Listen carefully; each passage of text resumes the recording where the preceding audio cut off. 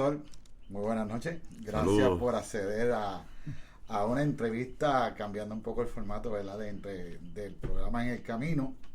La idea es, ¿verdad?, que puedan conocer un poco más tu corazón. Y para empezar, la primera pregunta que me gustaría hacerte, y es que en tus años de pastor, pues la gente conoce tu postura, la gente ha oído tu visión de algunas cosas, pero la pregunta importante que podríamos plasmar rapidito es cómo usted visualiza el diálogo ese entre lo teológico y lo social, porque en nuestra sociedad pues tratan de ponerlo uno para un lado para otro, pero realmente usted ha tratado de que esas cosas conversen. ¿Cómo usted ve eso? Bueno, todo el registro bíblico es un intento de hacer pertinente lo que se entiende que es eso que se llama la revelación de Dios a las situaciones concretas, específicas, que la gente de esas comunidades a las que se está dirigiendo el texto bíblico y en las cuales se coció el texto bíblico, las situaciones, las vivencias, las alegrías, los sinsabores, los proyectos, los sueños que esas comunidades tenían y vivían, los problemas, las crisis. Así que si todo el texto bíblico es un esfuerzo por hacer pertinente, es decir, por contextualizar eso que se entendía que era la revelación de Dios, vuelvo y repito, obviamente la fe nuestra, Edward, es una fe que se vive ¿dónde? Que se practica ¿dónde? Que se manifiesta ¿dónde? Que se comparte ¿dónde? En los espacios y en los escenarios vitales, cotidianos, en los que tú y yo y el resto de la gente de la iglesia, los creyentes o los que, ¿verdad?, no sean de la iglesia pero tengan su fe, viven. Fíjate bien, Eduardo, que nosotros, tal vez para darle un poco de fondo a eso que estoy diciendo, fíjate bien que nosotros no creemos en cualquier clase de Dios. La pregunta entonces en cuál no es creer o no creer. Tú me escuchaste hace poco en un sermón diciendo eso, ¿verdad? No se trata de creer o no creer, es en qué clase de Dios es que uno cree. ¿Y en qué Dios es que nosotros creemos? Nosotros creemos en un Dios, decimos nosotros los cristianos, ¿verdad que sí? Claro. Que creemos en un Dios cuya manifestación máxima, la más importante, se dio ¿en quién? Se dio en un evento encarnacional. Es un Dios que se encarnó. Él vino y habitó entre nosotros. O sea, si nosotros creemos en un Dios que se encarnó, en el Dios que tiene como centro de su acto de revelación un proyecto encarnacional, la fe nuestra, por ende, obligadamente, tiene que ser una fe encarnacional, tiene que ser una fe encarnada. Cada vez que nosotros vemos, Edward, en el texto bíblico, los llamados a los profetas, en el momento en que Jesús nace, ¿qué es lo que se dice? Que este niño nació en tiempos en que gobernaba en aquella región un individuo llamado Herodes. Cuando se hablan de los llamados de los profetas, se habla de que en tiempo del rey tal o del rey más cual. Todo está situado históricamente, fechado contextualmente. Eso no puede pasarnos por encima de la cabeza a nosotros. Eso es un indicativo de que esta fe nuestra es una fe llamada a ser una fe encarnada, una fe encarnacional. Y la fe nuestra no se encarna en las nubes, ni en el espacio sideral. Es aquí, en las situaciones, en las realidades, en las crisis, en las alegrías, en las agonías que vive la gente, tanto en su plano individual como en su plano colectivo. Por eso para mí hay un diálogo que es constante. Fíjate, pastor, ese diálogo, esa manera en cómo lo presenta es muy pertinente, porque lamentablemente en los paradigmas de nuestra sociedad lo que se plantea es que la iglesia no debe estar mezclada con las situaciones que rodean de nuestro entorno, pero planteándolo como lo dice, pues definitivamente esta teología, este Dios que decimos creer, pues entonces debe dialogar con todas esas situaciones que nuestra sociedad está viviendo. Es más, me atrevería a usar tus palabras y decir, tiene algo que decir. Y yo creo que en esa manera sería excelente. Yo creo que ahí confunden muchas veces, Eduardo, el asunto de la separación y los linderos legales de la separación de iglesia y Estado. Claro. Con lo que estamos hablando de cómo la fe tiene que ser un proyecto de vida que tenga tangencia y que tenga puntos de contacto precisamente con las situaciones y con los contextos, con los asuntos que nos atañen a nosotros aquí y ahora. Es que la iglesia debe asumir entonces ante nuestros problemas sociales, la indiferencia y todas las cosas que nos pasan no solamente en Puerto Rico, porque a veces creemos que nuestro evangelio pues 100 por 35, pero también tenemos unas situaciones internacionales que la iglesia debe expresarse. ¿Cómo tú crees que debe ser la postura ya de la iglesia? Y quizás con esto estamos dando hasta un consejo a los hermanos que nos escuchan. Cuando uno lee la profecía bíblica, Eduardo, tal vez el rasgo principal para efectos de esa pregunta que tú me haces, que hay que resaltar, es que fíjate bien cómo los profetas, cógete el que tú quieras, cómo los profetas conocían muy bien la situación que estaba viviendo el pueblo, la comunidad, el país en el que a ellos le tocaba ejercer su vocación, en este caso su vocación ministerial, su vocación profética, como la queramos llamar. La iglesia tiene, y la gente de la iglesia, ha sido siempre mi postura, la gente de la iglesia se tiene que informar. La gente de la iglesia tiene que buscar dirección de Dios, tiene que orar, tiene que pedir discernimiento, pero eso no riñe para nada, al contrario. Esa búsqueda de discernimiento tiene que estar casada, tiene que estar maridada, tiene que estar ligada con el esfuerzo de cada creyente y el esfuerzo que promueva la iglesia como institución. Yo no creo que lamentablemente lo haga como lo debe hacer todas las veces, ¿verdad? Pero de que la gente se informe, de que la gente lea, de que la gente conozca.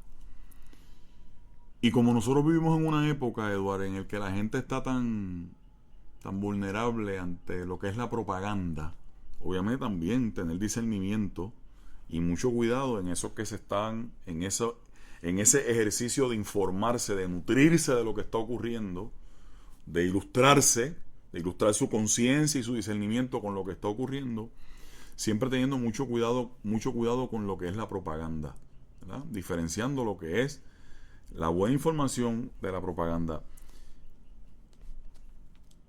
Y tiene que entonces haber un paso más allá, Eduardo, y es que a base de esa información, de esa buena formación, la iglesia tiene entonces también, como lo hace también la Biblia, es entonces conectar cómo este Dios y la manera en que este Dios se revela y las intenciones que tuvo este Dios al revelarse en el registro bíblico, que están muy claras, ¿verdad?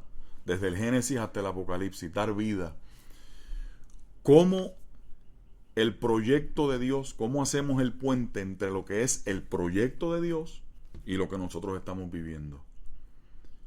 Jesús nunca dijo, Eduardo Falto, que el reino de Dios estaba más al norte o más al sur o más al oeste o más arriba o más abajo.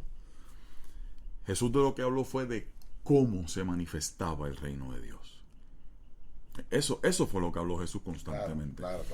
Así que la iglesia tiene entonces, frente a todo eso, es hacer el puente entre el texto bíblico y el texto que para mí también es un texto, porque la vida cotidiana tuya y mía también es un texto. Definitivamente. Es un texto vivo. Entonces tenemos que pegar, tenemos que casar obviamente de formas responsables y saludables y serias con el estudio del texto bíblico. Tenemos que hacer ese puente, esa conexión. En eso el creyente tiene que ser un pontífice, tiene que construir el puente entre las realidades que vive él o ella y el entorno en el que vive y el mundo en el que vive. ¿Y qué tiene que decir la voz de Dios y la voluntad de Dios a esas realidades que nosotros estamos Puerto Rico viviendo. Hay ministros, pastores y pastoras que han hecho responsablemente y hacen ese puente para hablar concretamente de nuestro país entre lo que es su fe y lo que está ocurriendo con las cenizas en Peñuelas. Entre su fe, entre nuestra fe y lo que puede ocurrir con nuestra gente de la tercera edad, con los planes, con la amenaza que hay con los planes de pensiones. Entre nuestra fe y lo que puede ocurrir con la gente que queda en posiciones más vulnerables si se afectan los servicios de salud en Puerto Rico, los servicios de educación, los servicios de seguridad, las estructuras del Estado que ayudan en asuntos de asistencia social para gente que no tiene oportunidades o que tiene menos oportunidades. Y así por el estilo, Edward, ¿qué tiene que decir la fe cristiana ante la estructura, ante la cultura de corrupción, de oportunismo, de jaivería, de trepadores y trepadoras que hay en nuestro pueblo, en términos del uso del poder? O sea, eso por mencionar solamente, ¿verdad?, por encima algunas cosas, ¿no? O sea, es ese puente entre unas cosas y otras, porque vuelvo y repito, si la fe nuestra es una fe encarnacional, tiene que hablar y tiene que estar dispuesta y ser capaz de hablar y de discernir sobre las cosas que concretamente le están pasando a la gente. Muy bien. Yo sé que de este tema estaríamos hablando porque hay muchas experiencias que hemos visto en Puerto Rico y donde, como decía hace un segundo, tratan de santificar un proceso cuando la realidad no tiene ningún mérito. Uh-huh. Pero quizás ya para concluir, ¿qué recomendación le podemos dar directamente a estos hermanos que nos están viendo en el día de hoy sobre su preparación, su vida, su diálogo, ya no simplemente como un grupo de una congregación, sino como individuo en sociedad? ¿Qué recomendación le podrías dar a ellos en particular, verdad? Porque son personas que mañana van a trabajar, van a la escuela, bregan con la familia, no son parte de un grupo grande, pero tienen la responsabilidad, ¿verdad?, con la sociedad que nos rodea. Bueno, Jesús lo dijo muy claramente: no te pido que los quites del mundo, sino que los guardes del mal. O sea, claro, aquí es que estamos. Así que lo primero, ¿verdad?, que uno con mucho amor trata de inculcar en la gente, Eduardo, para efectos de este tema que tú tan interesantemente me has planteado y que siempre, y no está ausente, ¿verdad?, de controversias y de posiciones encontradas, es que a toda costa eviten el cultivar su fe de tal forma que les lleve a vivir como islas aisladas. En muchas ocasiones la práctica de la fe se convierte lastimosamente en una fuga de la realidad, en un escape de la realidad. Y diciendo esto, ¿verdad?, con mucho respeto y con mucho temor y temblor, es el mismo efecto de una droga, ¿verdad? O sea, la religión, en este caso la fe, como un factor enajenante de la realidad. Y la fe auténtica, la fe bíblica, la fe genuina, la fe madura, la fe adulta, la fe que crece y pretende crecer, todo lo contrario de lo que acabo de decir, es una fe que está en constante interacción con la realidad.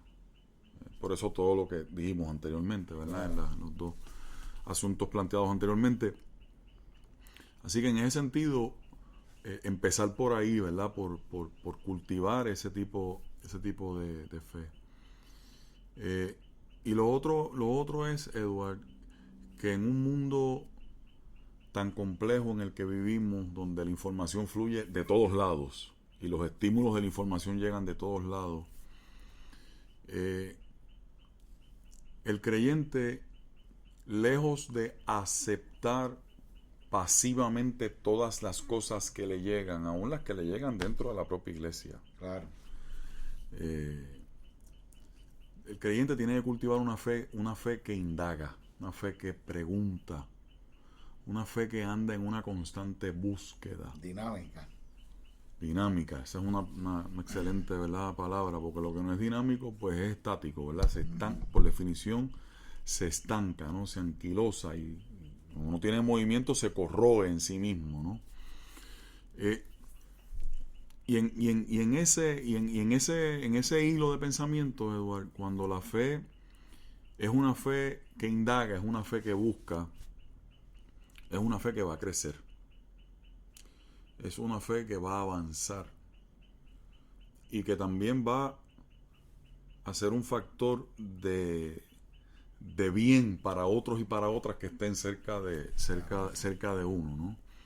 Así que lejos de ser islas aisladas, como a veces lamentablemente hay un tipo de discurso religioso, ¿verdad? Hay algunas esferas del asunto religioso en el que parece que están invitando a la gente a encarnar un tipo de fe como esa. Nosotros queremos proponerle a la gente otra cosa, ¿verdad? Que nos parece que es una fe funcional, que es una fe, lo que yo he llamado en el púlpito de la central, vivir una fe creíble.